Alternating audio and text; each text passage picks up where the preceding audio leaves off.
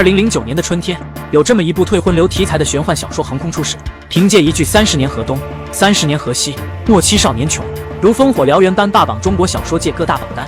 在阅读量突破100亿的同时，还一举夺得了2017年猫片胡润原创文学 IP 价值榜的第1名。时至今日，其热度与影响力依旧未曾减弱。它就是天蚕土豆所著的长篇玄幻小说《斗破苍穹》。他是加玛帝国的炎盟盟主，是中州大陆星陨阁的少阁主，是斗气大陆最年轻的斗帝，更是名声响彻整个大千世界的无尽火域之主。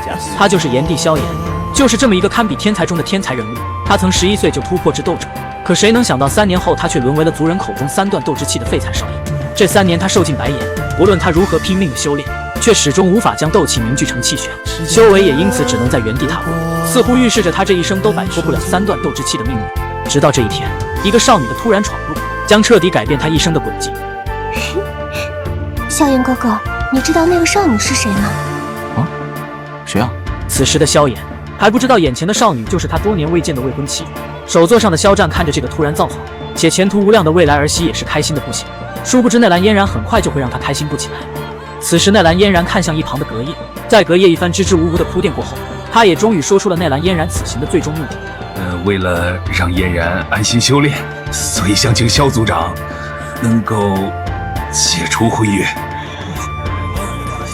要知道，在这最重声誉的斗气大陆，若是被女方上门强行解除婚约，那意味着整个家族都将因此而蒙羞。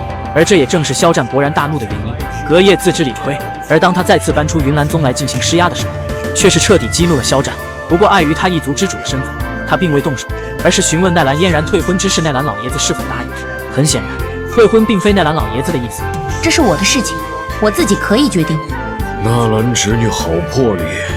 萧战无话可说，他知道纳兰嫣然今后的地位注定不凡，而此时的萧炎只是别人口中的废材少爷，的确是配不上他。为了表达歉意，隔夜更是拿出了4品丹药聚气散作为赔礼。此丹一出，让整个大厅的萧家子弟都瞪大了双眼。隔夜老先生，你还是把丹药收回去吧。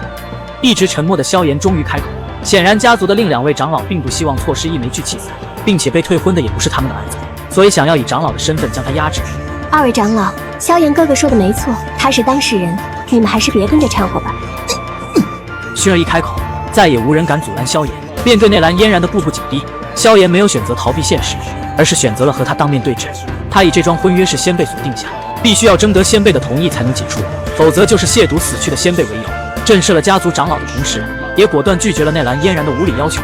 纳兰嫣然气急败坏，他以为萧炎是想狮子大开口，所以他将退婚的补偿加码到了3枚聚气散，甚至答应可以让萧炎进入云岚宗修习高深的功法。如此慷慨的施舍，换做另一个人或许早就答应了，可他终究是看错了眼前这个少年。不管你是否愿意，你还是解除婚约吧。现实就是这样，你也很清楚我们之间的差距，我们基本没什么希望。萧炎并不在意什么天才老婆，他所做只是为了不让作为一族之长的父亲太过难看。看着手座上那略显苍老的萧战，纳兰嫣然似乎也意识到了这一点，所以他决定给萧炎3年的发育时间，约定3年后在云岚宗上了结一切。于是乎，毁掉魂天地千年大计的3年之约就此诞生。萧炎，3年之后还是现在，你自己选。你想退婚，不过是认为我萧炎一介废物，配不上你这天之娇女。对此，萧炎霸气地回应道：“如果不是有着婚约的束缚，他根本看不上纳兰嫣然半分。他承认云岚宗很强，他现在也的确是个废物，可他不过才15岁，凭什么认为他没有翻身的可能？看在纳兰老爷子的面子上，萧炎奉劝你几句话：30年河东，30年河西，莫欺少年穷。”一句莫欺少年穷，在此刻是那般的震耳欲聋。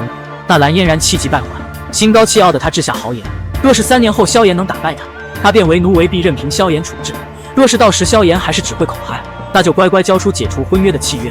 闻言，萧炎冷哼一声，旋即他提笔沾墨，行笔之坚毅果敢，似是早已下定决心。墨落笔停，任由匕首划过手心，而后一掌重重地拍在了契约之上。当然，这张契约并非是解除婚约的契约，而是他写给纳兰嫣然的一纸休书。那鲜红的手印和那硕大的休字，无疑是深深地刺痛了纳兰嫣然。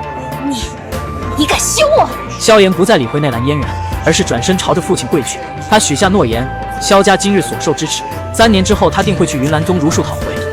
我相信我儿子不会一辈子都是废物，区区流言蜚语，日后在现实面前自会不攻而破。能得到一位父亲这般的支持与信任，凭什么认为他不会再次崛起？3年后我会去找你。他坚定地在纳兰嫣然耳边说道。说实话，萧炎今日这般举动，已经颠覆了内兰嫣然对废材少爷的认知。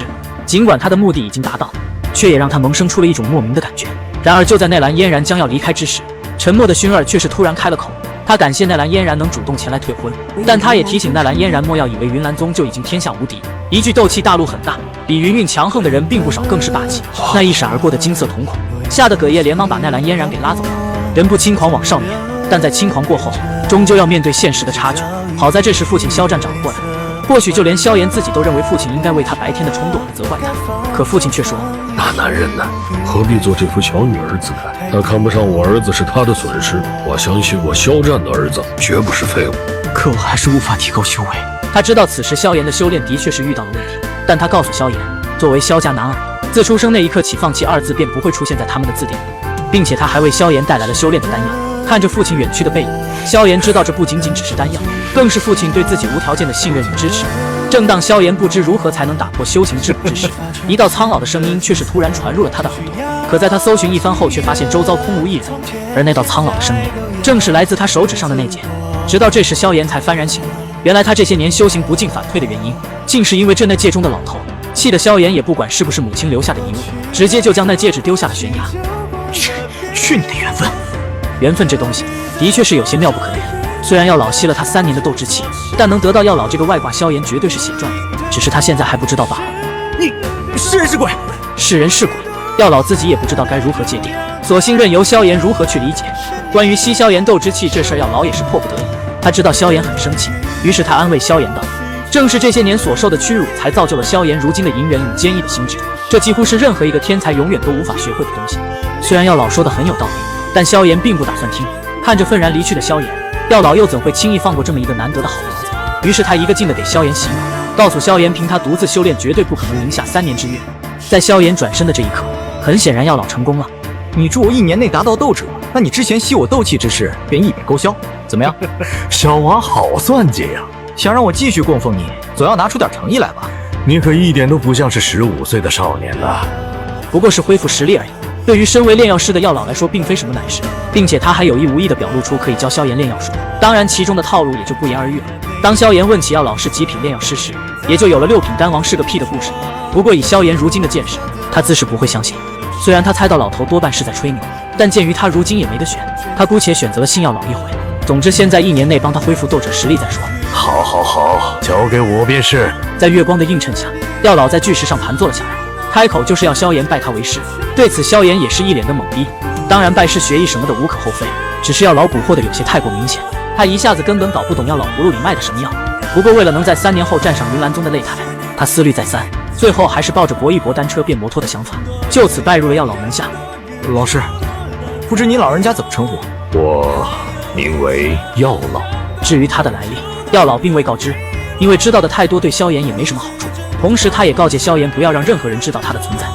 从此，这师徒2人正式成为对方的羁绊，一段奇缘也就此开启。终于可以再次修炼了。突然，一道倩影在夜空中一闪而过，而后轻盈地落在了萧炎身前。薰儿本来还想着要安慰他，不过在看到这小子红光满面后，倒是让他放心了不少。他一定会后悔的。薰儿或许就是那深藏不露的预言家吧，因为他今天的话，也的确是在3年后正中了内兰嫣然的眉心。他真的回来了，可他还是把我当成小时候的跟屁虫，真是木头。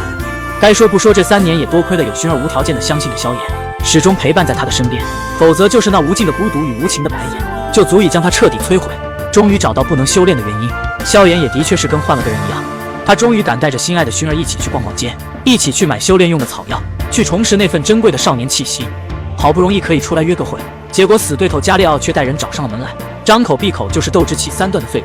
要不是萧炎拦着，薰儿早上去给他2个大逼斗了。萧炎本不愿与之发生争执，奈何这加利奥步步紧逼，不仅扬言已经请了炼药师来搞垮萧家，而且还以退婚之事对他百般羞辱，其恶劣程度丝毫不亚于杀人诛心。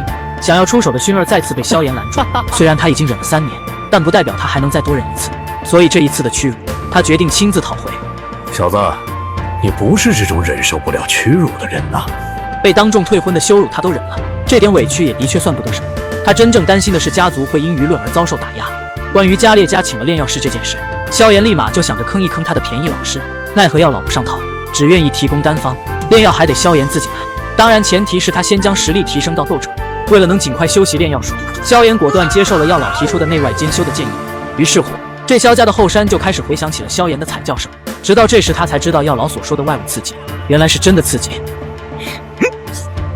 洗法崩。虽然是挨揍，但也的确是让他的身体变得坚韧了不少。不然，当他用8级崩来开山的时候，碎的可能就是他的女朋友，而不是石头了。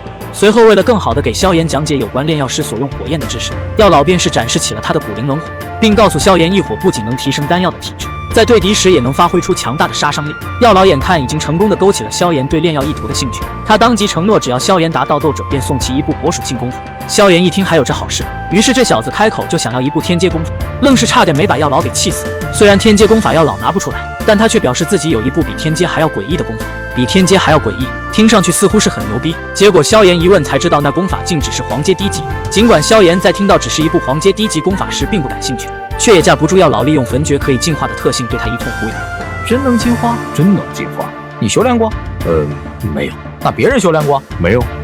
没人修炼过，那你怎么知道他能进化？功法上是这么介绍的。合着药老师在给他念说明书呢，差点没把他气吐血。半信半疑的萧炎本想先看看那部功法，结果药老还藏着掖着，非要等他升到斗者才让他学。先是异火，然后是诡异的功法。萧炎开始怀疑起药老收他为徒的真实目的。关于让萧炎修炼焚诀，我们都知道是药老在遭遇寒风的背刺之后，想要借助焚诀来复活。如今他在萧炎身上看到了希望，更多的其实是想利用萧炎，所以他才一直引导萧炎去修炼焚诀。这事我也不知道是对是错，不过你放心，我不会害你便是。既然药老不愿意说，萧炎也不好再多问。正好这时薰儿找上了门来，也就给了药老逃避的机会。否则以药老慈爱的性格，未必能在萧炎的追问下保守住他的秘密。